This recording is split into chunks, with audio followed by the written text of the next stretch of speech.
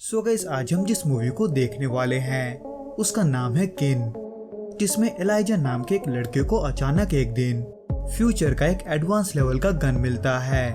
पर एलाइजा को इस बारे में नहीं पता होता और ना ही उसको ये पता होता है कि उसी फ्यूचर से दो मिस्टीरियस लोग उस गन को वापस लेने के लिए उसका पीछा करने लगते हैं। पर इन सब में एक और चीज जो सबसे अजीब होता है वो होता है उस गन का सिर्फ उसी के हाथ में एक्टिवेट होना, यानी कि उस गन को उसके अलावा कोई भी नहीं चला पाता या फिर उनके जो फ्यूचर से आया हो। पर इस मूवी के शुरुआत को देखकर तो ऐसा नहीं लगता कि एलाइजा भी फ्यूचर से हो, क्योंकि वो डिट्रॉइट में रहने वाला 14 साल का एक मामूली लड़का होता है जिसको हेरल्ड नाम के एक शख्स ने बचपन में गोद लिया था। वैसे तो हेरल्ड जी जान से ये कोशिश करता है कि एलाइजा बड़ा होकर बहुत ही बड़ा और अच्छा आदमी बने, पर अब जब वो अपने काम में फंसा होता है तो ऐसे में वो एलाइजा को ज्यादा वक्त नहीं दे पाता और ना ही एलाइजा का स्कूल में मन लगता है। वो फिलहाल हेरल्ड का इनकम में हाथ बटाने के लिए बंद पड़े बिल्डिंगों में जाकर वहां से तांबे के तारों को चुराकर बेचने का काम करता है। और ऐसे ही एक दिन अचानक जब एलाइजा किसी बिल्डिंग से तारों को चुरा रहा होता है तब उसे वहां पर कुछ मरे हुए लोग दिखाई देते हैं जिनके पास एक हाईटेक गन पड़ा होता है। पर तब एलाइजा इस बात से अनजान होता है कि वो एक गन है, क्योंकि वो चीज किसी गन जैसा नहीं दिखता। पर जैसे ही उसके पास वाला आदमी अचानक से हिलने लगता है वो डर के मारे उस गन को गिराकर वहां से भाग जाता है। जिसके बाद उसी रात एलाइजा को ये पता चलता है कि उसका सौतेला भाई यानी कि हेरल्ड का असली बेटा जेल से छूटकर वापस आ रहा है, जहां हेरल्ड का बेटा जिमी हेरल्ड से उसके कंपनी में एक जॉब दिलाने को बोलता है। पर हेरल्ड सीधे मना कर देता है क्योंकि वो किसी क्रिमिनल का रिकॉर्ड क्लीन करके उसके जॉब के लिए सिफारिश नहीं कर सकता था। खैर, इन सब के बाद जब एलाइजा सो जाता है तब उसे अचानक उस गन को लेकर सपना आता है कि वो गन कहाँ पर गिरा हुआ है। इसलिए एलाइजा उसी रात को ही चोरी छुपे वहाँ पर फिर से जाता है, जहाँ इस बार उस गन को हाथ में लेते ही वो गन पूरे तरीके से एक्टिवेट हो जाता है, जो कि एलाइजा को बहुत ही कूल लगता है। पर वहीं दूसरे तरफ जिमी उतने रात को टेलर नाम के गुंडे के पास जाता है जिसके लोगों ने उसको जेल में प्रोटेक्शन दिया था। पर अब जब वो सर्विस फ्री नहीं होता तो ऐसे में वो जिमी से $60,000 मांगता है, जो कि जिमी के पास तो नहीं होता। पर अपने जान को गंवाने के डर से वो उसे पैसे देने के लिए मान जाता है। पर अब जब उसके पास उतने पैसे नहीं होते तो वो ऐसे में अपने पिता हेरल्ड से मदद मांगता है। पर हेरल्ड सीधा ना बोल देता है क्योंकि उसके पास भी उतने पैसे नहीं होते। इसलिए जिमी हेरल्ड को उसके ऑफिस में चोरी करने को बोलता है। पर अब जब हेरल्ड बहुत ही खुददार होता है तो वो ऐसे में एक बार फिर से मना कर देता है और उसको कोई और रास्ता ढूंढने को बोलकर घर से बाहर निकाल देता है, जिसको होते हुए एलाइजा भी देखता है। पर उसके अगले शाम जब एलाइजा घर का काम कर रहा होता है तब हेरल्ड उन सामान को लेकर एलाइजा के सामने फेंकता है जिनको एलाइजा ने बिल्डिंगों से चुराया था। इसलिए हेरल्ड गुस्सा होकर उन सभी को वो सामान लौटाने के लिए बोलता है जिनसे उसने चुराया था, जिसके लिए हेरल्ड भी उसका मदद करता है। पर इसी दौरान हेरल्ड कुछ काम के लिए अपने ऑफिस जाता है, पर वहां जाकर वो ये देखता है कि जिमी कुछ लोगों के साथ वहां से पैसे चुरा रहा है। इसलिए हेरल्ड उनको ऐसा करने से मना करता है, पर टेलर नहीं मानता, उल्टा वो हेरल्ड को गोली मार देता है।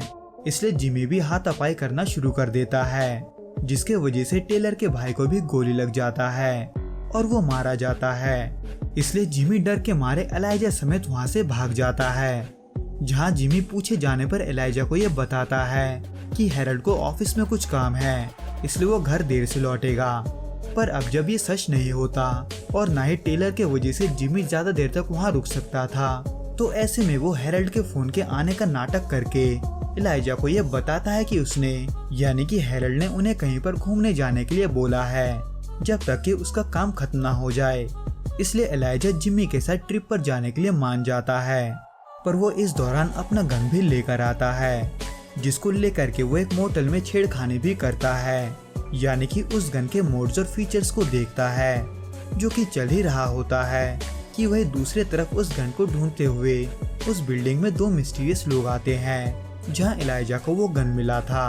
पर एलाइजा के उस गन को लेने के वजह से उन्हें वो नहीं मिलता।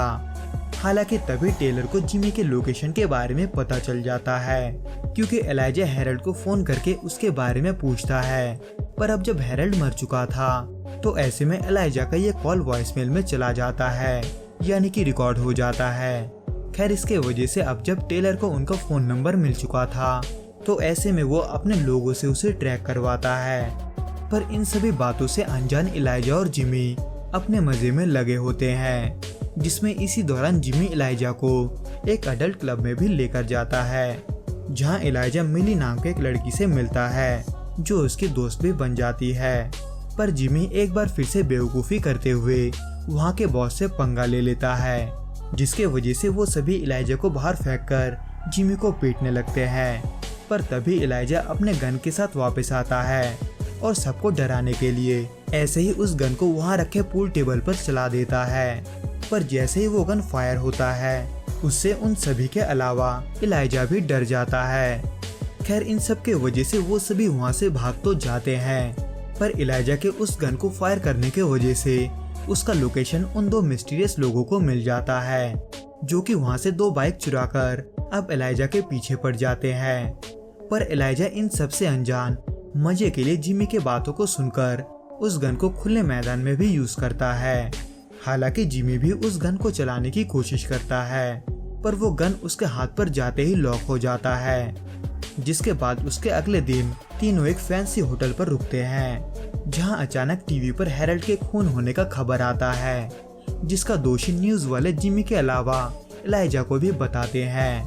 पर एलाइजा जो अपने पिता के जाने से बहुत दुखी होता है, वो वैसे ही गुस्से में जिमी के साथ हाथापाई पर उतर आता है, ये कहते हुए कि उसने ही उसके पिता को मारा है, जिसमें इसी दौरान वहाँ के ऑफिसर खून के इल्जाम में उन दोनों को पकड़ लेते हैं और उनको जेल में डाल देते हैं, जिसको होते हुए टेलर भी न्यूज में देख रहा होता है।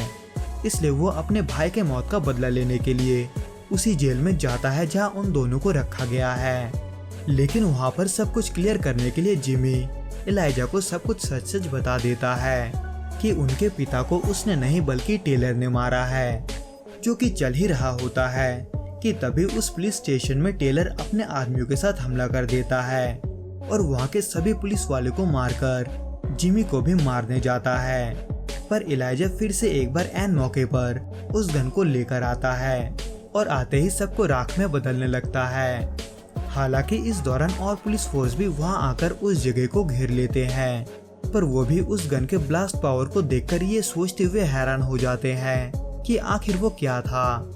जो कि चलता ही है कि उन दो मिस्टीरियस शख्स को भी उस पुलिस स्टेशन का लोकेशन मिल जाता है, इसलिए वो जल्दी से उस तरफ बढ़ने लगते हैं।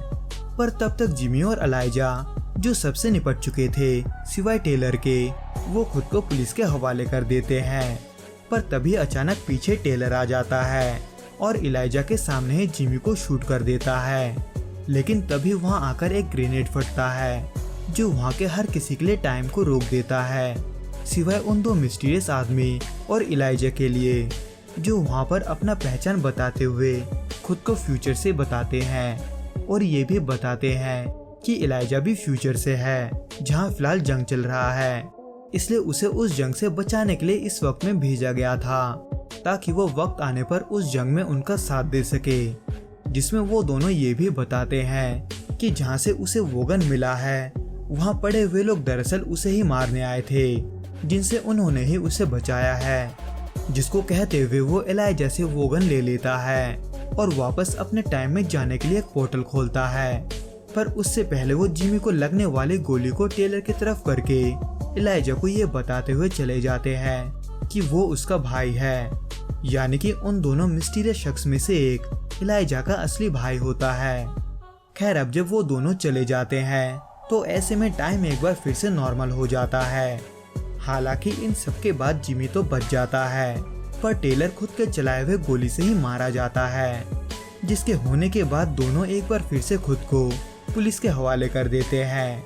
पर जिमी पुलिस को झूठ बोलते हुए एलाइजा का सारा इल्जाम अपने सर ले लेता है, ताकि उसे कुछ ना हो, क्योंकि वो सौतेला ही सही पर उसका भाई होता है। सो गाइस इस वीडियो में बस इतना ही। मैं आपसे फिर मिलूंगा कुछ नए और ऐसे ही अनोखे मूवीज के साथ। अगर आपको ये वीडियो पसंद आए तो प्लीज इस वीडियो को लाइक, शेयर और इस चैनल को सब्सक्राइब करना ना भूलें। Till then goodbye and be safe.